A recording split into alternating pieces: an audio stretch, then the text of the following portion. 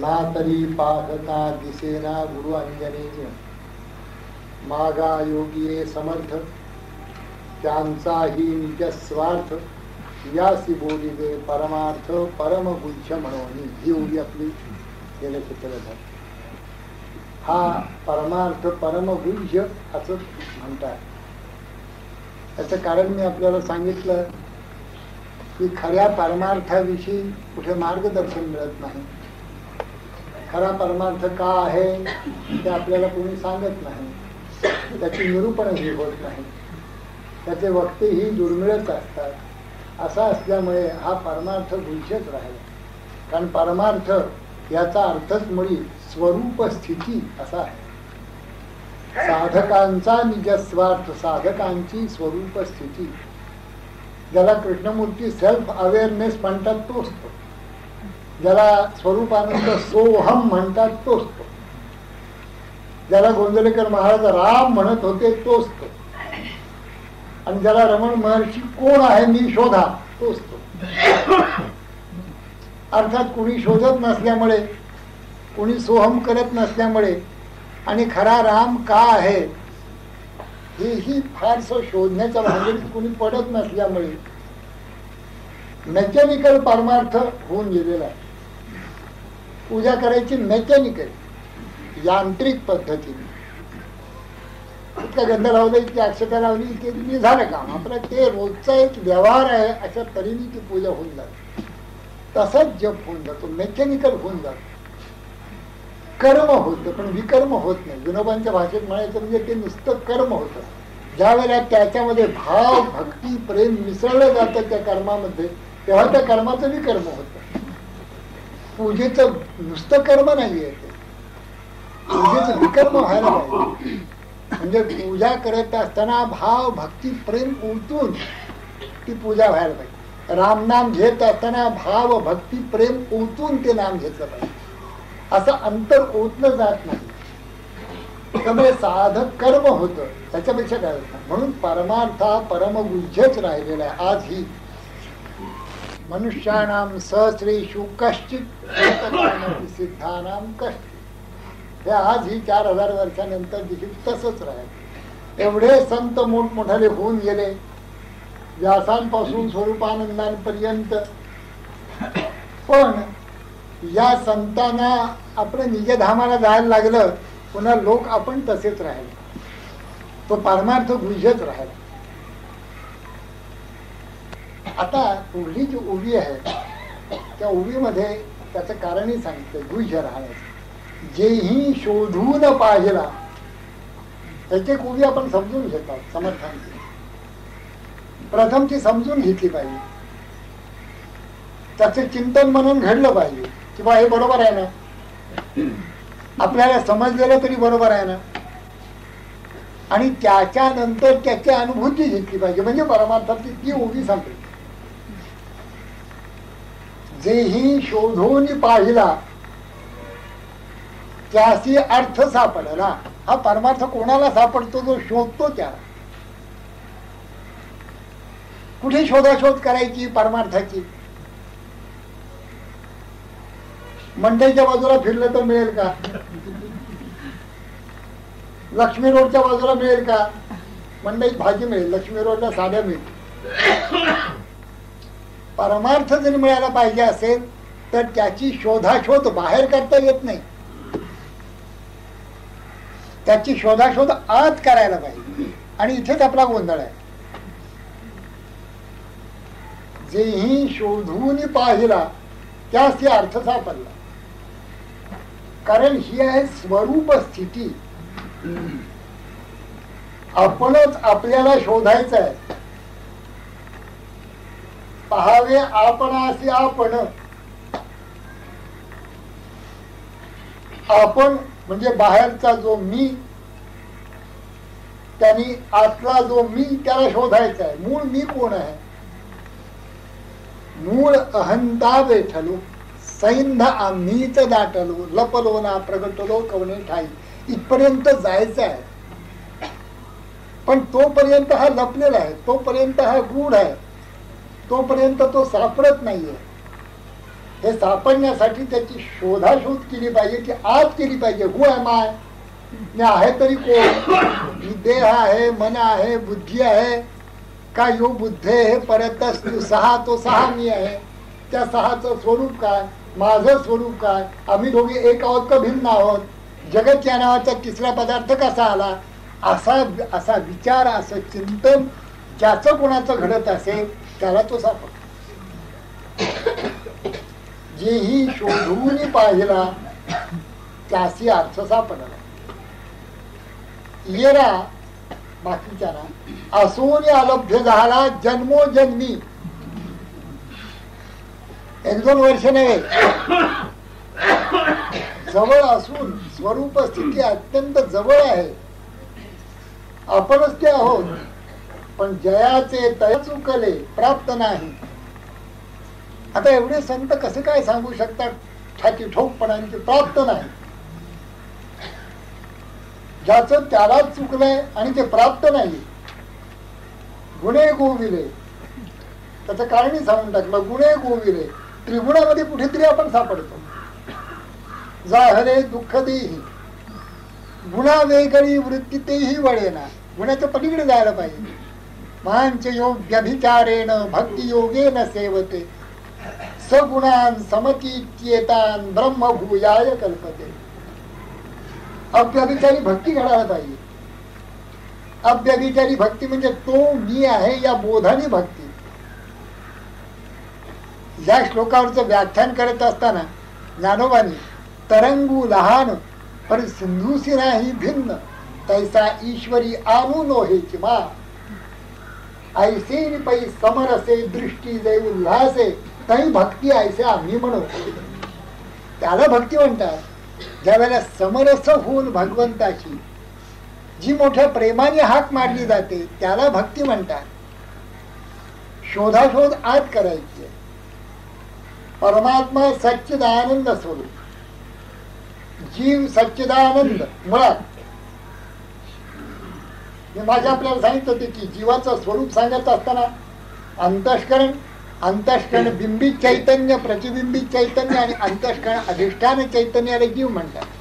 त्यापैकी अंतःकरणाला जे अधिष्ठान भूत आहे तो परमात्मा परमात्माच आहे. परमात्मा परिनिध सुरा. आणि चैतन्य जे प्रतिबिंबित आहे ते येणारा जाणारा असा आहे. तो केवळ आभास आहे, त्याला भास्य म्हणायचं. भास आहे हा जो साक्षी आहे त्याचा हा भास आहे, म्हणजे साक्षी भास्य म्हणतात. तेव्हा हा जो जीव आहे या जीवाचं स्वरूप सच्चिदानंद आहे. मुळात जीवो ब्रह्मैव ना पर हा सुशिष्टीच आहे. जीव हा परमात्मा स्वरूपच आहे, जीव सच्चिदानंदच आहे. पण जीव ज्यावेळेला मी देह, मज बंधन, मजा आहे जन्म मरण अशा अबोधामध्ये येतो त्यावेळेला तो आपल्या स्वरूप बोधात च्युत होतो. असे आपण सर्व च्युत झालेले आहोत. म्हणजे निदान मायासारखी जीव हे च्युत झालेले पुन्हा स्वरूप बोधावर येण्यासाठी शोधाशोध करायला लागते. की आज शोधाशोध करायला लागते, बाहेर नाही. आपलं सगळं लक्ष बाहेर आहे. आपली सगळी शोधाशोध बाहेर आहे. आपली सुखाचा शोध देखील बाहेर आहे. आपण कुठेतरी कशामध्ये तरी सुख आहे असं समजतो. त्या आपल्या समजुतीने आपण आनंदित झाल्यासारखे दिसतो. बगडा बांधायचा होता, बगडा बांधला, आता उत्तम झालं, गृहप्रवेश झाला, वा काय तो सोहळा विचारता. असं आपल्या सगळ्या सुखाचं तंत्र बाहेर आहे.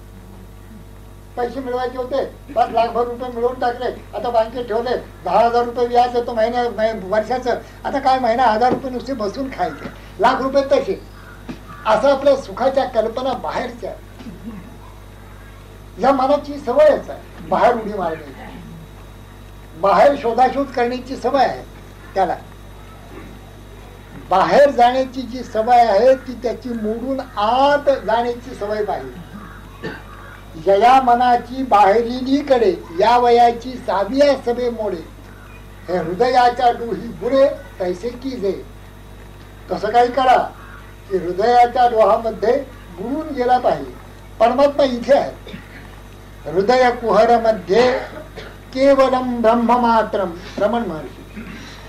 अहम अहमिति साक्षात आत्मरूपेण भाती हृदि विष मनसा स्वम चिन्वता मज्जता वा पवन चलन रोधात आत्मनिष्ठो भवत्वम. सहज आहे ते, अवघड काहीही नाही. हृदय विष आत शिरा, शोधायचं ते आत शिरा. चिन्वता मज्जता, मज्जता म्हणजे डूब देऊन बसा. आत आत जाणं, तिथून हे विचार सुरू होतात त्या ठिकाणावर जाऊन बस. विचार सुरू झाला रे झाला की तिथेच थांबणं आणि तो विचार जिथून सुरू झाला तिथे जाऊन बसणं. त्याला म्हणतात मज्जता. चिन्वता, कोणता विचार कसा उद्भवतो ते पाहणं दुरून साक्षी भावाने. अशा प्रकारे चिन्वता मज्जता वा. आणि असं करत असताना आपण सहजच अंतर्मुख होतो. जशी ही मुलगी बसली बघा, ही अंतर्मुख झाली पूर्ण आहे. त्या बसल्यात पाहते हे अगदी पूर्ण अंतर्मुख झालेलं आहे. हे अंतर्मुख सहज होतात. अशी अंतर्मुखता आली की मग तिथे शोधाशोध करावी. का आहे ती शोधाशोध करायची जरूरच नसते, कारण तिथे दिवा लागलेलाच आहे. त्याला दाखवायला आणखीन दिवा नको आहे. तो पूर्ण प्रकाशितच आहे. तो स्वयंप्रकाश आहे परमात्मा. बाहेरची धडाधड बंद झाल्याबरोबर कथम तादृग मयाग्राशः इति चेत, कसा धरायचा परमात्मा असं जर तुला वाटत असेल, नाही वगृह्यताम, तू धरूच नकोस. धडाधड बंद कर. सर्व ग्रहोपसंशांतौ स्वयमेवावशिष्यते. ही धडाधड बंद झाल्याबरोबर, शांत झाल्याबरोबर, मन शांत झाल्यावर आपोआपच तो आहे, स्वयंप्रकाश आहे. तो आपल्या स्वतःला शीघ्रम एव आविर्भवती अनुभावयती भक्ता. त्रिसत्यस्य भक्तिरेव गरीयसी, भक्तिरेव गरीयसी, भक्तिरेव गरीयसी. भक्ती म्हणजे ते मागाशी सांगितलं ते भक्तीचं लक्षण. मोठ्या प्रेमाने नाम घेणे ही भक्ती, मोठ्या प्रेमाने पूजा करणे ही भक्ती, मोठ्या प्रेमाने स्वरूपाच्या ठिकाणी सहज राहणे ही भक्ती. अशी शोधाशोध झाली जी ही शोधून पाहिला त्याशी अर्थ सापडला. मग परमार्थ म्हणजे काय ते त्याला बरोबर कळत. ये रा आमच्या सारख्याला असून तो तिथेच असून स्वरूप स्थितच असून अलभ्य झाला, त्याला प्राप्त होत नाही. किती वर्ष? जन्मोजन्मी. म्हणजे समर्थांचं सांगणं स्पष्ट आहे. तुझे जन्म आता पुनरपी जननम पुनरपी मरणम. हे आता तू जन्माला ये मर. ऐसी ऐसी आवकळा झेपे शरीराचा कांटाळा, ते लाज पै निर्मळा. निसुगा गोड भरा आहे जन्म. वाईट काय जन्म भरा. आता येतं का? मधलं सांगितलेलं गेलं का? शोधून पाहिला त्याशी अर्थ सापडला. हे शोधून पाहणंच अवघड का व्हावं हे तंत्र कळत. बाहेरची धाव कशी बंद व्हायची हाच सगळ्या साधकांच्या पुढे प्रश्न आहे. आपण ध्यानाला बसल्यावर मन बाहेर फिरत राहतं, त्याला आज कसं आणायचा हा प्रॉब्लेम आहे. माय जपाची फिरत राहते, मनही फिरत राहते, त्याला कसं ठेवायचं हा प्रश्न आहे. म्हणून कश्चित धीरा प्रत्यगात्मानमैक्षत आवृत्त चक्षु अमृतत्व इच्छन असं उपनिषद सांगितलं. तुला खरंच इच्छा आहे का रे? आपण शोधून बघायची खरंच आपल्याला इच्छा आहे परमेश्वर प्राप्ती. बहुधा असं आढळेल की आपल्याला परमेश्वर प्राप्तीची इच्छा नाही, आपल्याला परमेश्वर तोंडी लावायला पाहिजे. आपला संसाराचा माल मसाला खमंग व्हावा म्हणून परमेश्वर तोंडी लावण्यासाठी आपल्याला पाहिजे. खरं परमेश्वराची प्राप्ती आपल्याला नकोच आहे. इंडिपेंडंट परमात्मा आपल्याला नको आहे, तो या संसारासहित पाहिजे. वस्तुतः संसार म्हणजे सगळीची स्वार, नाही मरणाची उधार. मापी लागले शरीर घडीने घडी, नित्य काळाची संगती, नकडे होणाऱ्याची गती. काय सांगता येत नाही. कर्मा सरीसे प्राणी पडती, नाना दिशी विदेशी. कलकत्त्याला गेले होते तिथेच गेले, काय सांगता येत नाही. असं संसाराचं महत्व कधी येतं?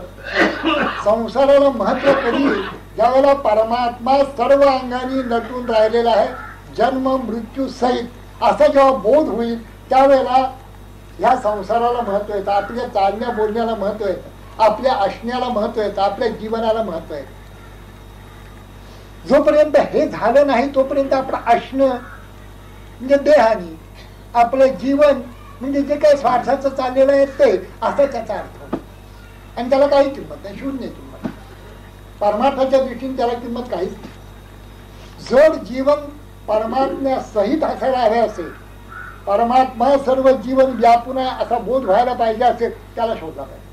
प्रथम परमात्म्याला शोधला पाहिजे आणि मग तो बोध होऊ शकेल. प्रथम स्वरूप समाधान पावून ठेला अर्जुन, सभेचे उघडले लोचन तव विश्वरूप द्यायचे. असं आधी प्रथम मी कोण हे शोधा. ते ज्ञान, तो बोध करून घेतल्यानंतर मग सर्व संसारच कसा परमात्म रूप आहे, ब्रह्मरूप आहे, तो पहा. हे गुरुशिवाय होत नाही. हे सद्गुरूच सांगू शकत, बाकी कोणी सांगू शकत नाही. तयापरी श्री गुरु करीती जे अंगीकारू, तै होऊन ठाके संसारू मोक्षमय आघवा. त्यावेळेला सगळा संसार मोक्ष रूप होऊन जातो. शोधाशोध केली पाहिजे, आत शोधलं पाहिजे. शोधून पाहिला तर कळेल. पण जर आत न शोधता बाहेर बाहेर शोधण्यामध्ये सारा जन्म गेला, मग मात्र सांभाळा. कारण शेवटची सगळी शोधाशोध शून्य आहे, लक्षात येतं. पण माझं माझं आणि भ्रांतीचं ओझं, असं शेवट. 70-80 वर्षी जेव्हा मराठी टेकतो तेव्हा तिथपर्यंत माझं आणि हे तुझं असा अलभ्य झाला जन्मोजन्मी. अपूर्वता या परमार्थाची. ह्या ओव्या इतक्या पवित्र आहेत समर्थांच्या. आपण हे परमार्थ स्तवन निरूपण नाम असं चाललेलं आहे. पहिला दशक चाललाय, 9वा समास चाललाय, महिना 2 महिने चालूच आहे. असे समाज 200 व्हायला किती काळ. असं त्रैराशिक मांडू नका. आपल्याला सगळे समाज घ्यायचेच नाहीये, आपण थोडे घेणार आहोत. 100 समाज घ्यायचे. एका समासाला 2 महिने, याप्रमाणे 100 समासाला 2 गुणिले 100 200 महिने. म्हणजे काही फार नाही. किती वर्ष झाली हो? 20 16. म्हणजे काही फार नाही. अंबुते त्यावेळेला 90च्या सुमाराला अंबुद्याने ठरवलेलं आहे की दासबोध ऐकायचं आहे आपल्याला. तर दासबोध ऐकायचं म्हटलं तुम्ही सुरू झाला. त्यांचं बोलणं समर्थ ऐकतात, तेव्हा ते सुरू झालं. आणि सुरू झाल्यानंतर आता त्यांच्या पुण्याने मला आपोआपच आयुष्य मिळतं. अपूर्वता या परमार्थाची पवित्र आहे पोव्या. समर्थ म्हणतात परमार्थाची अपूर्वता तुम्हाला सांगतो. अपूर्वता नरदेहाची असं सांगितलेलं आहे पूर्वी. जो जो की जे परमार्थला हो तो पावे सिद्धीची. अपूर्वता आहे नरदेहाची. आता परमार्थाची अपूर्वता समर्थ सांगतात. अपूर्वता या परमार्थाची वार्ता नाही जन्म मृत्यू. ते काय स्वरूप स्थिती. सुरुवातीलाच मी सांगितलं आपल्याला की स्वरूप स्थिती म्हणजे परमार्थ. समर्थांचा परमार्थ ही कोणतो स्वरूप स्थिती. समर्थ अगदी सगळे हे संत अगदी खोल जाऊन डूब घेऊन बसतात. ते वरवरचा परमार्थ आहे. आपला जो परमार्थ तो सगळं वरवर आहे.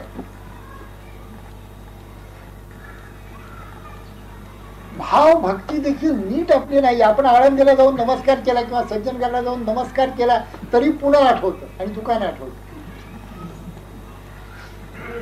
मी कोण आहे त्याची जरा देखील विस्मृती. बाहेरचा मी रावसाहेब रावबहादूर कोण आहे तो, त्याची विस्मृती आपल्याला होत नाही. मी पंडित आहे याची विस्मृती श्रवण करायला बसल्यानंतर देखील असते. साधा भोळा श्रवण करणारा जितका तन्मयतेने श्रवण करतो तितका पंडित करू शकत नाही. म्हणजे कृष्णमूर्ती सांगतात व्हेकंट माइंड घेऊन निदान ऐका आणि मग काय चाळवाचाळव करायची मनाची ती करा. पण सध्या अगदी मन निर्मळ ठेवा, शुद्ध ठेवा. काही त्याच्या बरोबर आणू नका. जरा बाजूला ठेवा काय बरोबर आणलेलं असेल ते आणि तुम्ही ऐका. ऐकल्यानंतर त्याची इम्प्रेशन काय असतील ती बघू नंतर. अपूर्वता या परमार्थाची वार्ता नाही जन्म मृत्यूची. जन्म मृत्यू संपले. जातस्य ही ध्रुवम मृत्यू ध्रुवम जन्म मृतस्य च. हे जे आहे संपलं. जन्म मृत्यूचं खंडन. जन्म नाही रे आणि तुका म्हणे हीची भाग. वार्ता नाही. पण असा परमार्थ खरंच चाललाय का कुठे? क्वचित कुठेतरी एखादा सत्पुरुष परमार्थ सांगत असतात. शेकडो लोक ते ऐकण्याचं निश करत असतात. त्यांच्या खोलीतनं बाहेर पडला की संपत असत, सगळा परमार्थ संपत असत. आत पाहिजे ते सगळं, तळमळ पाहिजे त्याची. कन्या सासूरासी जाये मागे परतून पाहे, तैसे झाले माझ्या जीवा केव्हा भेटसी केशवा. चुकलिया माये बाळ हुरू हुरू पाहे, जळा वेगळी मासुळी तैसा तुका तळमळी. नाथांच्याकडे ग्रस्त आले, म्हणाले परमार्थ नेमका आम्हाला पाहिजे आणि परमेश्वर दर्शन ही पाहिजे. ते म्हणाले फारच चांगलं, क्वचित येतात अशी माणसं परमेश्वर दर्शन, बहुतेक येतात ते संस्थांची विचारायला येतात. तुम्ही आता आलात तर आपण स्नान बिन करू आणि मग तुम्हाला सांगेल. स्नानाला गेले गंगेवर. नाथ महाराजांनी त्याची मानगूट पकडून त्याला पाण्याखाली दाबून ठेवला 1 मिनिटवर. चांगले असले पाहिजेत नाथ महाराज. त्याला दाबून ठेवला, त्याला येऊच दिला. एक अर्धा मिनिट त्याला तो घुसमटून तडफड तडफड होत होती आणि मग सोडून गेला. आला बाहेर. नाथ महाराजांनी त्याला विचारलं कसं काय वाटलं. ते म्हणाले काय वाटायचं, कधी एकदा बाहेर येईन असं वाटत होत. मग म्हणाले अशी तळमळ ज्या दिवशी होते त्यावेळेला परमात्मा भेटतो. ही तळमळ अशी पाहिजे. मला काय काय साधक असं भेटले अत्यंत तळमळ त्यांच्या अंतःकरणात. आपल्याला आश्चर्य वाटेल. 8 दिवस गुरुकृपा होऊन 8 दिवस झाल्यानंतर ते उन्मन अवस्था त्यांना प्राप्त झाली. 8 दिवस, 8च दिवस. आपल्याला सांगितलं तर मला स्वतःला खरं वाटलं नसतं. कुणी सांगितलं असतं की 8 दिवसात उन्मन अवस्था त्या व्यक्तीला प्राप्त होऊ शकते, हे मला जर कोणी सांगितलं असतं तरी खरं वाटलं. 8च दिवसांनी उन्मन अवस्था प्राप्त होऊ शकते, पूर्ण ट्रान्समध्ये ते जाऊ शकतात. हे आश्चर्य खरोखर. पण तळमळ अशी जबरदस्त की रात्र रात्र ध्यान, रात्रंदिवस ध्यान, देवाचे कीर्तन, काया वाचा मन भगवंती ऐसिया प्रेमळा म्हणताची वेडा, संसार रोकडा बुडविला. 21 कुळे जेणे उद्धरिली ते तो नेणे खोली भाग जमंदा. तुका म्हणे त्याची पाय धुळी मिळे भव भय पळे वंदिताची. मला स्वतःला आश्चर्य वाटतं या गोष्टीचं. साधारणपणे 18 वर्ष मी सांगतो, 18 वर्ष. पण अलीकडल्या काळामध्ये जी काही घोडदौड साधकांनी काही मारलेली आहे त्याच्यावर ना मी माझा आता अमेंडमेंट सुचवतो. भावाप्रमाणे आहे तुमच्या पूर्व संचित आणि तुमची तळमळ याच्यावर अवलंबून आहे. तसं मेहर बाबा 40 वर्ष सांगत असं, स्वरूपानंद म्हणत असत की तुम्ही करत राहा, सांगता येणार नाही, तुम्ही करत राहा. पण काहींची घोडदौड अजब आहे. मला 3 वर्षांनी जेव्हा एक मुलगी प्रथम ट्रान्समध्ये गेली तेव्हा मला आश्चर्य वाटलं. मग त्याच्यानंतर 1 वर्षांनी जेव्हा गेले तेव्हा म्हटलं बा हे शक्य आहे, मला अशक्य वाटत होतं. त्याच्यानंतर एका गृहस्थांनी जी काही अवर्णनीय उडी मारली, आता त्या सध्या स्पोर्ट्स चालू आहेत ना, लांब उडी, हाय जम्प, लॉंग जम्प, 8 दिवसामध्ये. आणि मग समर्थांचा ते वचनच आठवलं. शिष्याने विचारलं किती दिवसात मोक्ष, संगतीचा महिमा काय, किती दिवसात मोक्ष. अरे थेंबुटा सागरी मिळाला, गंगे सरिते संगम झाला तत्क्षण. फक्त एवढंच आहे की थेंबुटा सागरी मिळाला म्हणजे तो मिळाला, त्यात काही प्रश्नच नाही. पण तो थेंब तयार होण्यासाठी म्हणून जे काही तप, त्या समुद्राचा पाण्याची वाफ होऊन वर जाऊन त्याला भक्तीचं शैत्य आणि मग त्याचा सॅच्युरेशन पॉइंट, मग तो आला आणि पडला खाली की तो समुद्राची एकरूप झाला. पण तो सॅच्युरेशन पॉइंट व्हायला किती तप केलं, किती जन्म. आता ज्ञानेश्वर महाराज आले तेच मुळे बोध घेऊन आले, पण त्यांनी सांगितलंय आम्ही जन्म जन्म हे करत आलो. भगवंतांनी मानले की बहुनाम जन्मनाम अंते ज्ञानवान माम प्रपद्यते. पुष्कळ जन्म, 6 ज्ञानवान भवती माम प्रपद्यते, अनेक जन्मानंतर. पण एकदा मिळाला तो त्याच्याशी की मग आनंदाला पारावर नाही. जे शोधून पाहिला त्याची सापडली. अपूर्वता या परमार्थाची वार्ता नाही जन्म मृत्यूची. स्वरूप बोधावर गेल्यानंतर स्वरूप स्थिती प्राप्त झाल्यानंतर मी कोण आहे हे कळल्यानंतर जन्म मृत्यू संपतात. वार्ता नाही जन्म मृत्यूची. जन्म मृत्यू ज्या देहाला आहे तो देहच मी नव्हे या बोधावर ते सहजच येतात. मनापासून हे सगळा गोंधळ आहे. मनच उन्मन झाले की संपलं. चित्त हारपले अवघे चैतन्याची झाले हो. पाहता पाहता अवघे विश्व मावळले हो. पाहता पाहणे अवघे द्वैत भाव निमाले हो. मन रामी रंगले अवघे मनची राम झाले. नामस्मरणाने असे एक होऊन जातं की ते मनच म्हणजे रामरूप होत. ज्या मनाचा व्याप असतो आपल्याला अतिशय, तिकडे रामनाम चालू आणि तिकडे मन चालू, ते मनच मुळी त्याला गुढी लागली.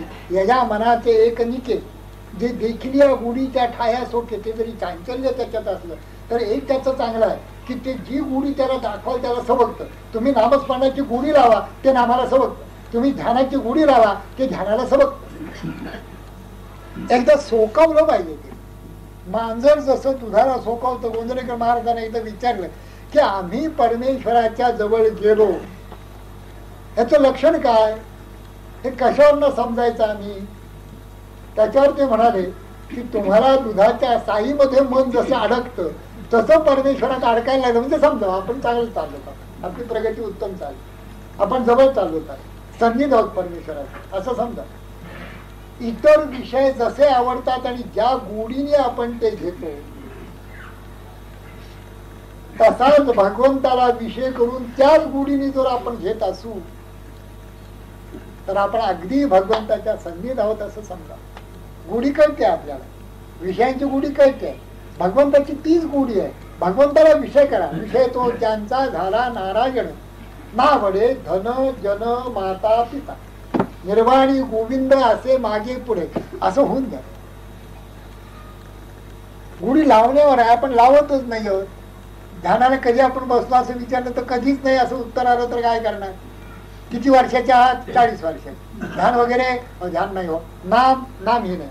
मग गीता ज्ञानेश्वरी कळत नाही. मग दासबोध वाचावा, दासबोधाचा कंटाळा येतो.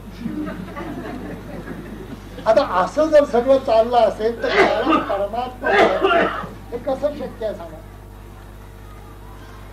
अपूर्वता या परमार्थाची, परमार्थाचं महात्म्य सांगताय. वार्ता नाही जन्म मृत्यूची. ज्या जन्म मृत्यूचं खंडन करायला कितीतरी जन्म जन्म साधना करायला लागते. तुम्ही जर सहज स्वरूप स्थितीवर जर येऊ शकला केव्हा ना केव्हा तरी आपल्या प्रयत्नाने आणि सद्गुरु कृपेने, तर जन्म मृत्यूची वार्ता सांग.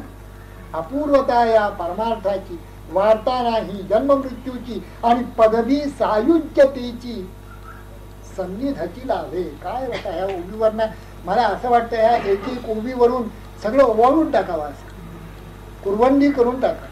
शरीर सांडोवा कीजे, सकळ गुणांचे लोंड उतरीजे, लोंड उतरीजे, संपत्ती मध सांडीजे कुरवंडी करोनी. अशा या ओव्या आहेत. ते भगवंताच्या बाबतीत सांगितलंय.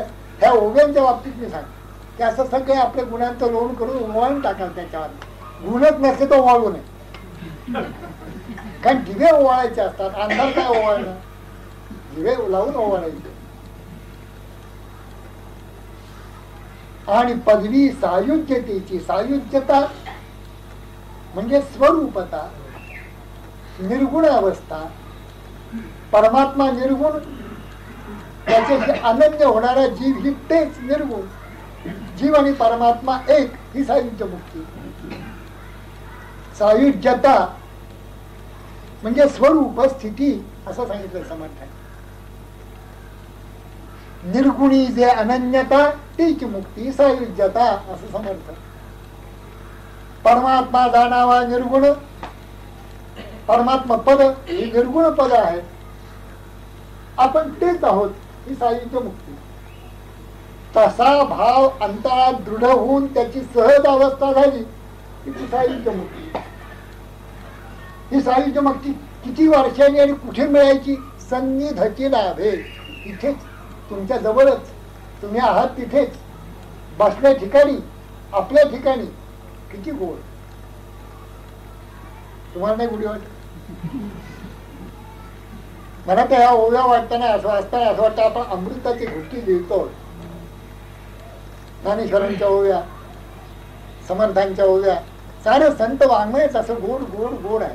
त्याला गोडीची उपमा द्यायची झाली तर काय साखरेची द्यावी, की आता साखर जरी मिळत नसली 12 रुपये किलो असली म्हणून काय झालं, त्याची काही गोडी नव्हे. मधु मध त्याची गोडी नव्हे. त्याला उपमा अमृताची, त्या अमृत आपल्याला माहिती नाही म्हणून ते ही जर आपण एकदा उष्ट केलं ना की संपलं, त्या अमृतही संपलं. कारण माणसाने एकदा उष्ट केले की सगळ्या गोष्टी संपतात. ते आपण पाहिलेलं आहे. माणसाने संपत्ती उष्टी केली, संपलं, तिचं महात्म्य संपलं, परमार्थातलं महात्म्य संपलं. माणसाने विद्या देखील उष्टी करून टाकली, त्यामुळे विद्येचंही महात्म्य संपलं. पुष्कळ मंडळींनी परमार्थ देखील उष्टा करून टाकला, पण खरा परमार्थ त्यांच्या सापडलाच नाही. त्यामुळे तो परमार्थ जरा बाजूला राहिला. केशवचंद्र सेन यांना एकदा म्हणाले रामकृष्ण की सगळ्या गोष्टी उष्ट्या झालेल्या आहेत, फक्त ब्रह्म तेवढं उष्ट झालेलं नाही. त्याच्यावर केशवचंद्रांनी उडी मारली. ते म्हणाले काय बोललात तुम्ही, खरं बाबा एवढीच एक गोष्ट उष्टी झालेली नाही. कारण जो मनुष्य तिथे जातो तो तोच होऊन राहतो, उष्ट करायला शिल्लकच राहतो. सायुज्यता, मुक्ती, सलोकता, समीपता, स्वरूपता आणि सायुज्यता, स्वरूप मुक्तीचं लक्षण सांगत असताना जवळजवळ नारायण स्वरूपच होतो, फक्त कौस्तुभ आणि लक्ष्मी नाही. बाकी नारायणच दुसरा. नारदांचं वर्णन करताना असंच म्हटलं, जया पाहता केवळ नारायण दुसरा. त्याच्या पलीकडली मुक्ती सायुज्य मुक्ती, म्हणजे निर्गुण बोध पूर्णपणे ठसून गेलेला, सगळ्या ठिकाणी एकच भगवंत आहे, अफूट सच्चिदानंद सागर आहे. त्या सागरामध्ये मी कुंभ होऊन बुडालेला आहे. बाहेर येण्याची प्रश्नच नाही, म्हणजे आत बाहेर तो उचंबळतोय नुसता. त्याला सायुज्य मुक्ती. ही सायुज्य मुक्ती महाप्रयासाने कित्येक तपातापाने मिळत असते. समर्थ म्हणतात की जर खरा परमार्थ कोणी करील तर याच जन्मामध्ये त्याला त्याच्या जवळच सायुज्यता मुक्तीला. अपूर्वता या परमार्थाची वार्ता नाही जन्ममृत्याची, आणि पदवी सायुज्यतेची सन्निधीच्या लाभ. माया विवेके मावळे. त्या समर्थांचं मांडण्याची पद्धत आहे.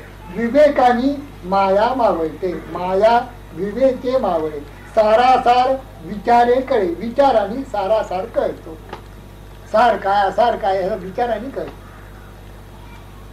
विचार महत्वाचा आहे, विवेक महत्वाचा आहे. समर्थांचा भर आहे विवेक आणि विचार त्याच्यावर. जसा कृष्णजींचा आहे तसंच आहे. कृष्णजी म्हणतात तुम्ही अंडरस्टँड युअरसेल्फ, तुम्ही कोण आज समजून घ्या, कुठे आहात ते समजून घ्या. उगाच फालतू गोष्टी बडबडण्यात काय अर्थ आहे. रामकृष्ण तेच म्हणत असतात निराळ्या भाषेत. ते म्हणत असतात गिधाड खूप उंच जात, खूप उंच. तसे प्रवचनकार खूप उंच जातात गिधाडासाठी, पण खाली एखाद्या सडका मासाचा तुकडा पडलेला असतो, ते गिधाड तिथून खाली जसं येतं तसं विषय बघून पैसा, घर, खाणं हे बघून तिथे उंच उंच गेलेले ब्रह्मानंदामध्ये डोलतायत असं लोकांना वाटतं. ते सगळे प्रवचनकार तिथे त्या गुलाबजामच्या भूत. सगळे संत एकच सांगतात आपल्याला, निराळ काही सांगत. विवेक आणि विचार. विवेके अंतरी सुटाला, वैराग्ये प्रपंच सुटाला. दोहीकडे मोकळा झाला निसंग योगी. जैसे मुखे ज्ञान बोले तैसीच सवे क्रिया चाले. महत्वाचं नाही तर मुखाने एक बोलतोय, क्रिया दुसरी. मुखाने बोलायचं एक आणि क्रिया दुसरीच. याचा समर्थ अगदी अतिशय वाईट शब्द. रडून सुणच असं एखादा रडून जातो, कुत्र जसं रडून जातं, तोंड पसरून सुणे रडून गेले, तसं त्याला क्रिये वीण शब्द ज्ञान तेची श्वानाचे वमन. आता क्रिया नाही आणि नुसतं शब्दाचं ज्ञान उदंड झालं. आम्ही तेच शिकलो. भाराभर ग्रंथ वाचले, पाठ केलं आणि पंडित झाले. पंडित म्हणता वाटे सुख, परी तो पाहता अवघा मूर्ख. काय करावे भूकिले वेद पठण वाया गेले. वेदी सांगितले ते न करी, सम ब्रह्म नेणे दुराचारी. तुका म्हणे जीवी शिव हाची त्याचीचा अनुभव. अरे जीवामध्ये शिव आणि शिवामध्ये जीव आहे. सागरामध्ये तरंग आहे, तरंगात सागरच आहे. घटामध्येच मृत्तिका आणि मृत्तिकेतलाच घट निर्माण झालेला आहे. अलंकारातच सुवर्ण आणि सुवर्णाचेच अलंकार आहे. परमात्म्यातच विश्व आणि विश्वामध्ये ओतप्रोत भरून राहिलेला आहे. असं त्याला ज्ञान झालं, बोध झाला. नाही म्हणो जाईले तरी विश्वाकार्य देखील, आणि विश्वची म्हणो आघवे तरी ते माया. तुम्ही परमात्मा नाही म्हटलं तर विश्वाकारांनी तोच म्हटलेला आहे ज्ञानी पुरुषाला. पण विश्वच ते म्हटलं तर ज्ञानी पुरुषांचं ठीक आहे, पण तुमचं मात्र जे विश्व दिसतं की माया, नाम रूप वर्ण आकार माया. माया म्हणजे असंच भ्रांती, नाम जाणार रूप जाणार असं. विवेक करायला पाहिजे, विचार पाहायला. विचार पाहेल तो पुरुष, विचार न पाहेल तो पशु. ऐसी वचने सर्वेषु ठाई ठाई बोलायला. म्हणून विवेकाने माया विवेके मावळे. विवेकाने माया संपते. किती सोपे शब्द आहे, अनुभवाला अत्यंत अवघड. माया नदी वाहतेच आहे, आम्ही वाहत आहोत. विवेकाने ती मावळते म्हणतात. विवेक काय करावा बरं? मी कोण हा विवेक करावा. आत्मा कोण, अनात्मा कोण. अनात्मा हे शरीर, आत्मा शरीरापासून वेगळा. इदं शरीरम काउंतेय क्षेत्रम एतद् यो वेत्ति तं प्राहुः क्षेत्रज्ञ. क्षेत्र क्षेत्रज्ञ यो एवं अंतरम ज्ञान चक्षुषा भूत प्रकृती मोक्षं च ये विदुः जानति ते परम. शरीर वेगळं, मी वेगळा, असं दोन्ही विवेकाने बाजूला होतं. याला नीर क्षीर विवेक म्हणतात. राजहंस हे नीर क्षीर विवेक करतात. डोमकावळ्यांचं काम नाही असं समर्थ म्हणतात. नाही ज्ञान, काहीच नाही. नाही दूध, नाही पाणी. तेथे निवडायाचे धणी ते एक डोंबकावळे असं म्हटलंय. पण तुम्ही सगळे राजहंस आहात, तेव्हा तुम्ही नीर आणि क्षीर, शरीर आणि मी, ह्या दोन्हींचं वेगळं करून टाकायचं एकदम. एकदा कळलं की हे शरीर आणि शरीराला लागले सगळे व्यापार, याचा मी केवळ साक्षी आहे. माझी इन्स्ट्रुमेंट्स आहेत, जसं टोपी, छत्री, चष्मा, तसंच स्वामीजी म्हणत असत. आपण म्हणतो माझी टोपी, ऊन पडलं म्हणजे टोपी घालतो, नको तेव्हा काढून ठेवतो. पण त्या टोपीपासून मी वेगळा आहे. माझी छत्री, ऊन पडलं की आपण छत्री उघडतो, पाऊस पडला तर छत्री उघडतो, नको तेव्हा ती मिटून ठेवून देतो बाजूला. म्हणजे छत्री जरी माझी असली तरी मी त्याच्यापासून वेगळा आहे. तसं माझं शरीर या शरीरापासून मी वेगळा आहे. किती सोपं सांगतात. आपल्याला का अवघड होतो कोणाला माहिती. आहे तरी परम सुगम इथेच सांगितलं. परी जनासी झाला दुर्गम का जयाचे चुकले वर्म सत्समागमा करे. हेच कर. माया विवेके मावळे. मायेचं स्वरूप ठिकठिकाणी वर्णन समर्थांनी केलंय, ज्ञानोबांनी केलंय, भगवंतांनी केलंय.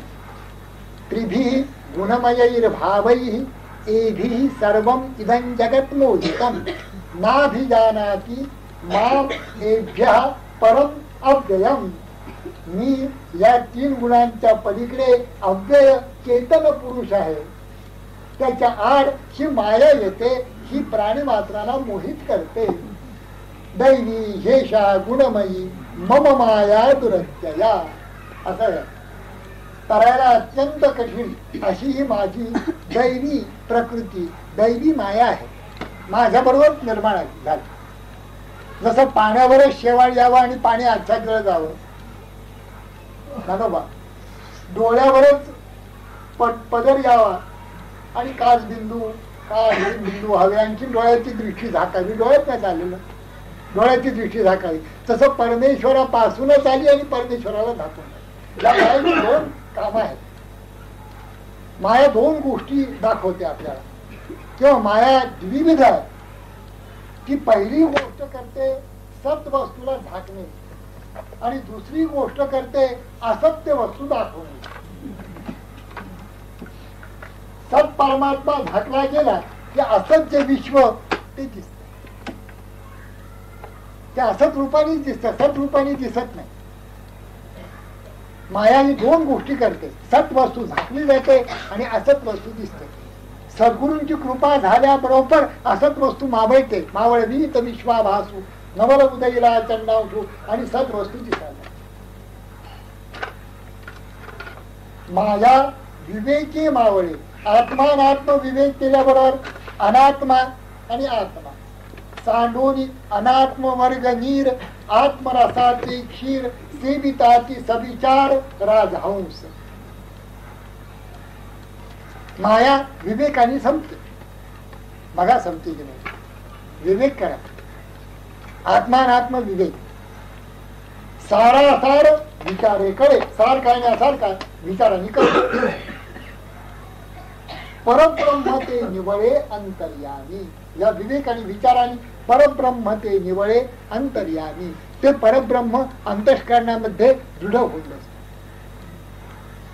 अंतर्यामी प्रथम होत, मग बाहेर होत. त्या उद्या खरोखरी आपण वाचत असायला बहुतेक इथे हा सगळ्या समाजचा समाज पाठ केला असेल आता, कारण 2 महिने तरी समाज चालूच आहे, 2-3 महिने आता फार दिवस चालणार नाही, मी बराबर उभ्या घेणार. परंतु ह्या परमार्थाची काय मजा आहे, मौज आहे. एक परमार्थ, जेही परमार्थ केला तेने जन्म सार्थक केला, जेही देव ओळखला तेने जन्म सार्थक केला. देव ओळखणं, परमार्थ करणं, खरं परमार्थ अंगामध्ये मुरणं हे खरोखरीच भाग्य त्या जीवाचं. प्रागजन्य संचित पुष्कळ पुंजी असल्याशिवाय, भाग्य असल्याशिवाय परमार्थ अंतःकरणामध्ये निवडत नाही. आपण परमार्थ करतो आहोत, पण परमार्थ अंतःकरणामध्ये निवडला का काय, झोपेत उठवावं त्याला. रात्री झोपताना सांगावं की आईस्क्रीम पार्टी आहे, तुला आता ते आईस्क्रीम यायचं आहे, ते आलं म्हणजे तुला उठवी. 2 तास झोपलेले असावे, झोपून 2 तास झालेले असावे आणि त्याला नुसतं हरवल्याबरोबर तो विचारतो आईस्क्रीम आलं का. म्हणजे झोपेच्या पूर्वीचं आईस्क्रीम झोपेमध्ये कसं अनुस्यूत होत, पक्क बसलं होत, तसं झोपेच्या पूर्वी नामस्मरण केलं असताना झोपे जेव्हा पक्क बसेल तेव्हा आपण अगदी परमार्थाच्या अंतरंगात गाभ्यात शिरलो असं समजा. आणि पक्क बसलं की नाही हे कशावर ओळखायचं, उठल्याबरोबर ते नामस्मरण सुरूच असलं पाहिजे. उठल्याबरोबर पहिलं नाम ते आलं पाहिजे, जे नाम रात्री झोपेपर्यंत घेत होतो तेच उठल्याबरोबर आलं पाहिजे. असं आलं म्हणजे समजा रात्रीची जी झोप झाली नाही, नामस्मरण झालं सगळ्या रात्रभर, भाग्यवान जीवतो. मी असे काही 1-2-3 लोक असे बघितले की ते खरंच भाग्यवान, अखंड ना म्हणजे अगदी अखंड, एक तर धनगरच होता, अंबुराव महाराजांचा अनुकृत होता, अखंड नाम, त्याला रामनामच दिलं होतं त्याने महाराजांनी. पण नाम जपे निरंतर ते जाणावे पुण्य केले.